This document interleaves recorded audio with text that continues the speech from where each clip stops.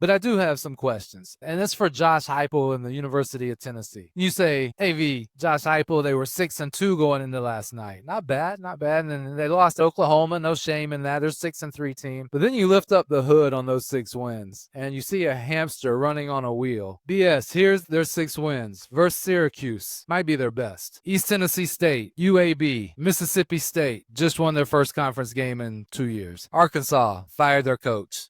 Kentucky about to fire their coach. That's it. That's their 6 wins. So you lose to Georgia and Alabama. Okay, understandable, acceptable, I guess. But then you lose to Oklahoma. And the reason I'm bringing that up is Oklahoma doesn't have great wins. Their best win is Michigan, and then a bunch of nobodies. So now you're losing to teams who you can question whether you should be losing to. Tennessee was ranked 14th in the country with that resume. Best win is Syracuse, who has a losing record, by the way. 14th in the country. They're going to be ranked after losing to Oklahoma because it's an SEC game. So, you look at their schedule, those 6 wins have more fluff than Smokey's dog bed. Anytime they play a team with a pulse, they fold like a cheap tent in a Knoxville thunderstorm. But they're going to be ranked because SEC, I think Josh Heupel's offense has a ceiling on it, a cap of who they can beat or how many big wins they can get. In other words, I don't think they're ever going to win a national championship, maybe not an SEC championship. They could play their way into a playoff, a 12-team playoff, because they're in the SEC and all you got to do is be one good team and you're going to be ranked top 10. But anyway, I have no hate for Tennessee or Heupel, but I don't like 6-3 that isn't really 6-3 in my opinion. Be somebody good. Yeah, if you did a blind resume between Arizona State